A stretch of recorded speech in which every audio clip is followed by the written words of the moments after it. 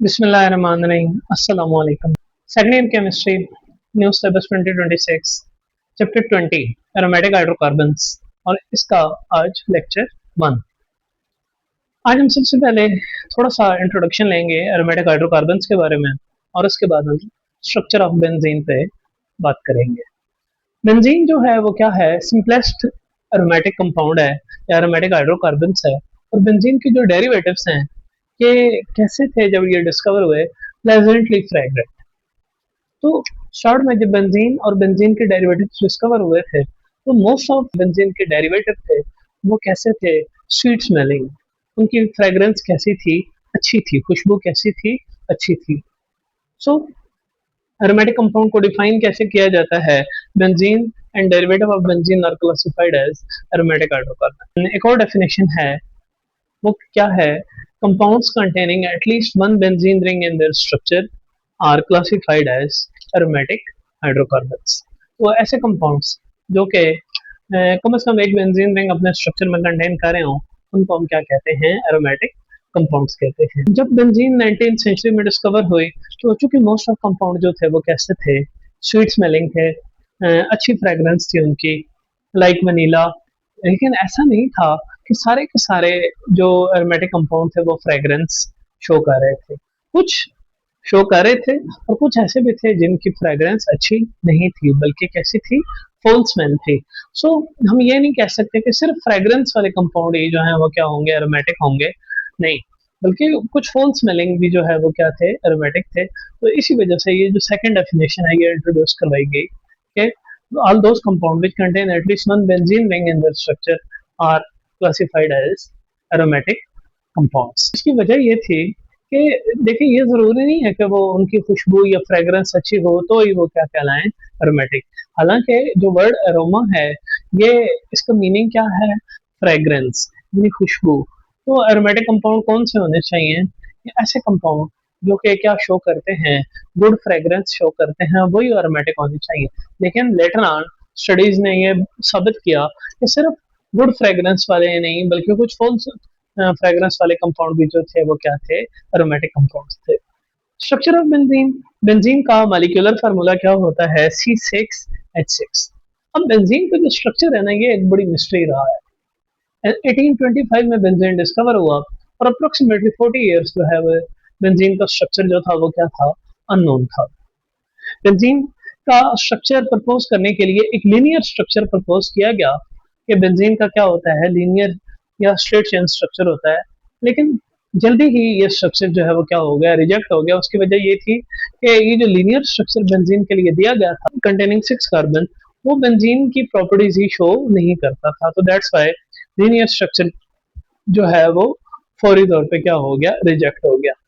तो इस सिलसिले में जो पहली अटेम्प्ट थी जो बेंजीन का एक्सेप्टेबल स्ट्रक्चर देने के बारे में थी, वो एक जर्मन प्रोफेसर था अगस्ट केक्यूल, उसने प्रपोज किया था 1865 में एक साइक्लिक हेक्सागोनल स्ट्रक्चर। कैसा स्ट्रक्चर दिया था, cyclic hexagonal structure containing 3 alternate single and double bond.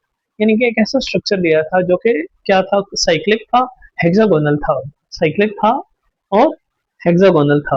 और क्या कंटेन कर रहा था, alternate double bond. Alternate double bond का मतलब यह होता है इस डबल बॉन्ड फिर सिंगल बॉन्ड फिर डबल बॉन्ड फिर सिंगल बॉन्ड फिर डबल बॉन्ड फिर सिंगल बॉन्ड। केक्यूल का जो स्ट्रक्चर है इस पे हम आगे चल के बात करते हैं। लेकिन केक्यूल का स्ट्रक्चर बेंजीन की बहुत सारी प्रॉपर्टीज क्या करता है, एक्सप्लेन करता है। लेकिन कुछ प्रॉपर्टीज बेंजीन की केक्यूल का स्ट्रक्चर भी एक्सप्लेन नहीं करता।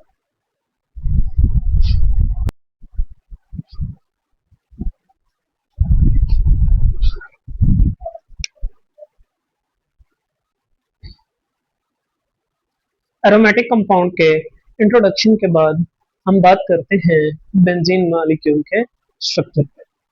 जैसे कि इससे पहले मैं आपको ये बता रहा था कि बेंजीन की डिस्कवरी और बेंजीन का फर्स्ट एक्सेप्टेबल स्ट्रक्चर के बीच में काफ़ी टाइम गुजर गया और उसमें कोई एक्सेप्टेबल स्ट्रक्चर बेंजीन का प्रपोज नहीं किया जा सका। जैसे कि उससे पहले लीनियर स्ट्रक्चर प्रपोज किए गए लेकिन वो क्या हो गए, वो रिजेक्ट हो गए क्योंकि वो बेंजीन की प्रॉपर्टीज को एक्सप्लेन नहीं कर रहे थे। तो केक्यूल ने जो स्ट्रक्चर प्रपोज किया वो क्या था, साइक्लिक हेक्सागोनल स्ट्रक्चर जो कि किस पे कंसिस्ट करता है, 3 अल्टरनेट डबल बॉन्ड्स पे कंसिस्ट कर रहा था। ये क्या है, किसको रिप्रेजेंट करता है, बेंजीन को। हम बेंजीन को यूं भी रिप्रेजेंट कर सकते हैं इस स्ट्रक्चर में और इस स्ट्रक्चर में। सिर्फ किस चीज का फर्क है कि यहाँ पर कार्बन और हाइड्रोजन शो नहीं किए, जबकि यहाँ और कार्बन और हाइड्रोजन क्या कर दिए हैं, शो कर दिए हैं। तो डबल बॉन्ड्स की पोजीशन भी सेम ही है।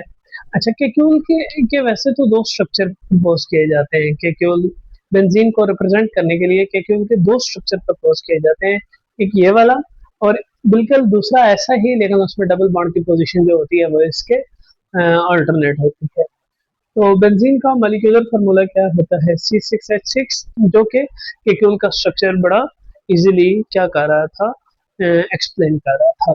अब ये है जी, केक्यूल स्ट्रक्चर प्रपोज किया गया था बेंजीन के लिए। वो बेंजीन मॉलिक्यूल की प्रॉपर्टीज को क्या करता है, एक्सप्लेन करता है। कुछ प्रॉपर्टीज को सक्सेसफुली एक्सप्लेन करता है, कुछ जगह पे फेल होता है। तो सबसे पहले हम ये देखते हैं कि बेंजीन की कौन सी प्रॉपर्टीज जो हैं वो सेटिस्फाई करता है केक्यूल स्ट्रक्चर, और कौन सी प्रॉपर्टीज ऐसी हैं जो कि एक्सप्लेन नहीं करता। तो सबसे पहले cyclic planar hexagonal structure of benzene को जो है वो केक्यूल स्ट्रक्चर जस्टिफाई करता है, क्योंकि केक्यूल ने भी क्या प्रपोज किया था, एक साइक्लिक हेक्सागोनल स्ट्रक्चर प्रपोज किया था। अनसैचुरेशन इन बेंजीन, बेंजीन एक अनसैचुरेटेड एरोमेटिक कंपाउंड है। तो केक्यूल स्ट्रक्चर भी ये एक्सप्लेन कर रहा है कि benzene contain 3 alternate double bond. तो ये जस्टिफाई कर रहा है कि बेंजीन क्या है, एक अनसैचुरेटेड ऑर्गेनिक कंपाउंड है। बेंजीन क्या देता है, 1 मोनोसब्स्टिट्यूटेड प्रोडक्ट और 3 डाई सब्स्टिट्यूटेड प्रोडक्ट। और इस चीज को भी केक्यूल स्ट्रक्चर बहुत सक्सेसफुली क्या करता है, एक्सप्लेन करता है। ये जो प्रॉपर्टी है इसको लीनियर स्ट्रक्चर जो है वो एक्सप्लेन नहीं करता है। वो कौन सी प्रॉपर्टीज हैं जो केक्यूल स्ट्रक्चर एक्सप्लेन नहीं करता, या वो कौन सी बातें हैं जिसकी वजह से केक्यूल स्ट्रक्चर पे ऑब्जेक्शन है। देखिए, एक तो ये कि equal bond length between carbon atoms in benzene. जब एक्सरे एनालिसिस किया गया, इसके बाद हम देखेंगे एक्सरे एनालिसिस, तो पता चला कि बेंजीन में carbon to carbon bond length equal है। तो चूंकि carbon to carbon bond length equal है, लेकिन अकॉर्डिंग टू केक्यूल स्ट्रक्चर तो इक्वल नहीं होनी चाहिए। और वो क्यों नहीं इक्वल होने चाहिए, देखिए कि केक्यूल स्ट्रक्चर कहता है कि यहाँ पे क्या है, अल्टरनेट डबल बॉन्ड है। Means double bond single bond, double bond single bond, double bond single bond. तो जहां पर डबल है फिर वो बॉन्ड लेंथ कम होनी चाहिए, और जहां सिंगल है वो बॉन्ड लेंथ क्या होनी चाहिए, ज्यादा होनी चाहिए। लेकिन एक्चुअली बॉन्ड लेंथ जो है बेंजीन में वो कार्बन टू कार्बन क्या है, सेम है। इसका मतलब है कि केक्यूल स्ट्रक्चर जो है वो इस इक्वल बॉन्ड लेंथ को एक्सप्लेन नहीं कर सकता। तो इसके बाद नेक्स्ट, ये बड़ी इंपॉर्टेंट प्रॉपर्टी है जो कि केक्यूल स्ट्रक्चर एक्सप्लेन नहीं कर सकता, और वो क्या है, बेंजीन की एक्स्ट्रा स्टेबिलिटी। बेंजीन उतना रिएक्टिव नहीं है जितना बेंजीन को रिएक्टिव होना चाहिए। अगर बेंजीन इतना अनसेचुरेटेड है अकॉर्डिंग टू केक्यूल स्ट्रक्चर, तो फिर उसे बहुत आसानी के साथ क्या देने चाहिए, एडिशन रिएक्शन देने चाहिए। लेकिन एक्चुअली बेंजीन क्या देता है, एडिशन कम देता है, सब्स्टिट्यूशन ज्यादा देता है। तो एक्स्ट्रा स्टेबिलिटी ऑफ बेंजीन जो है ये एक्सप्लेन नहीं कर सकता। It gives substitution reactions more easily and frequently, while it don't give addition reaction that easily or frequently। क्या है कि बेंजीन जो है वो सब्स्टिट्यूशन रिएक्शन ज्यादा आसानी से देता है और फ्रीक्वेंटली देता है, जबकि एडिशन रिएक्शन थोड़े देता है और मुश्किल से भी देता है, उसकी कंडीशंस जो है वो काफी हार्ड हैं। अब सवाल ये था कि बेंजीन अगर इतना अनसेचुरेटेड है जैसा कि केक्यूल बता रहा है, तो फिर तो इसे एडिशन रिएक्शन ही देने चाहिए, और इसे सब्स्टिट्यूशन या देने नहीं चाहिए या बहुत मुश्किल से देने चाहिए। लेकिन एक्चुअली तो उल्टा हो रहा है कि बेंजीन जो है सब्स्टिट्यूशन रिएक्शन जो है वो बहुत आसानी से दे रहा है और एडिशन मुश्किल से दे रहा है या दे नहीं रहा। अब ये वो दो पॉइंट्स थे जहां पे केक्यूल स्ट्रक्चर जो है वो क्या हो गया, फेल हो गया बेंजीन की प्रॉपर्टीज को एक्सप्लेन करने में।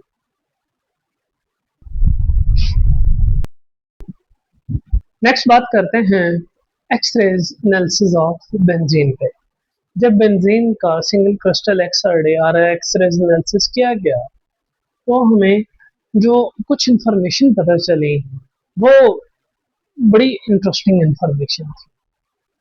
एक्स-रेज एनालिसिस ऑफ बेंजीन क्या शो करता है कि planar configuration characterized by a regular hexagon comprising 6 sp2 hybridized carbon atom in benzene। कि बेंजीन में क्या था कि एक रेगुलर हेक्सागोन जो कि प्लेनर स्ट्रक्चर था, यानी कि ये अगर एक प्लेन है तो ये यूं था और इसके सारे हाइड्रोजन्स भी क्या थे, जो कार्बन टू हाइड्रोजन बॉन्ड है वो भी उसी एक सेम प्लेन में था, तो कोई बॉन्ड भी बेंजीन में आउट ऑफ प्लेन नहीं, चाहे वो कार्बन कार्बन हो या कार्बन हाइड्रोजन। तो बेंजीन मॉलिक्यूल एक हेक्सागोनल प्लेनर मॉलिक्यूल है जिसमें हर कार्बन जो है वो क्या है, sp2 हाइब्रिडाइज्ड है। Each carbon in benzene is bonded to 3 other atoms.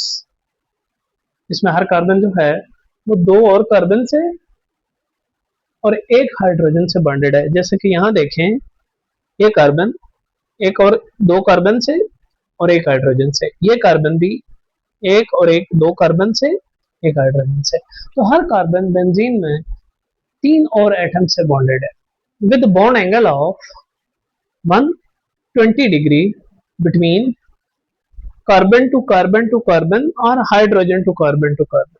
क्या है कि बेंजीन में हर कार्बन 3 और मजीद एटम से बॉन्डेड है with bond angle of 120 degree. जो बॉन्ड एंगल है वो कितना है, 120 डिग्री है। किसके बीच में, carbon to carbon to carbon ये वाला बॉन्ड एंगल, या हाइड्रोजन टू कार्बन, चाहे ये ले लें या इधर ले लें, तो बॉन्ड एंगल कितना है, 120 डिग्री।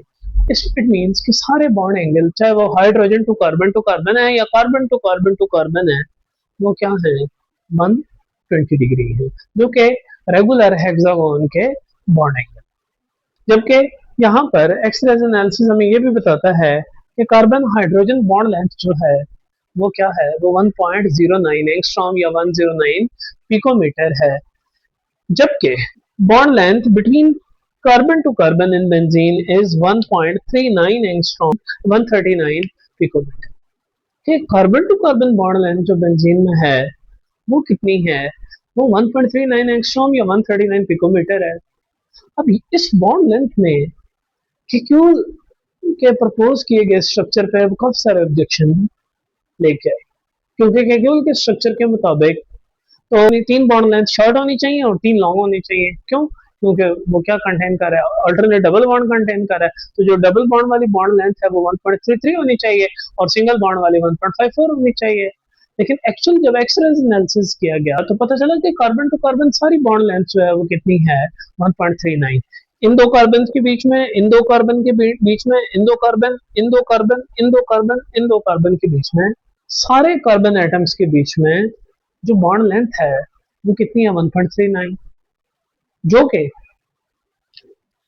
सिंगल बॉन्ड लेंथ जो कि sp हाइब्रिडाइज कार्बन की होती है 1.54 एंगस्ट्रॉम या 154 पिकोमीटर, और double bond length of sp2 hybridize carbon जो कि 1.33 एंगस्ट्रॉम या 133 पिकोमीटर होती है, उसके इन बिटवीन फॉल करती थी। कौन सी बॉन्ड लेंथ, या 1.39 एंगस्ट्रॉम या 139 पिकोमीटर वाली। इट मींस ये बॉन्ड ना तो प्योरली सिंगल है बेंजीन में और ना ही प्योरली डबल है। क्यों, क्योंकि ये जो बॉन्ड लेंथ है ये क्या सजेस्ट कर रही है कि बॉन्ड लेंथ जो है वो सिंगल से कम है और डबल से थोड़ी सी ज्यादा है। तो ये हमें ये सजेस्ट करता है कि क्यूल स्ट्रक्चर जो दिया गया था वो carbon to carbon bond length को एक्सप्लेन नहीं करता। ये जो इंफॉर्मेशन थी कि सारी carbon to carbon bond length equal है, जो एक्स-रेज एनालिसिस से हमें मिली, इसने आगे चल के हमें बेंजीन की एक्स्ट्रा स्टेबिलिटी को एक्सप्लेन करने में काफी ज्यादा रोल प्ले किया। नेक्स्ट लेक्चर में जब हम बेंजीन की थर्मल स्टेबिलिटी, रेजोनेंस और उसके एटॉमिक ऑर्बिटल स्ट्रक्चर को डिस्कस करेंगे, तो ये वाली बॉन्ड लेंथ का भी यकीनन हम जिक्र करेंगे जो कि एक्स-रेज एनालिसिस से हमें पता चली थी, और हम जस्टिफाई करेंगे कि carbon to carbon bond length जो होती है बेंजीन रिंग में वो क्या होती है, इक्वल होती है। हम बेंजीन की स्टेबिलिटी और जो carbon to carbon equal bond length है उसको भी इंशाल्लाह हम क्या करेंगे, डिटेल से डिस्कस करेंगे नेक्स्ट लेक्चर।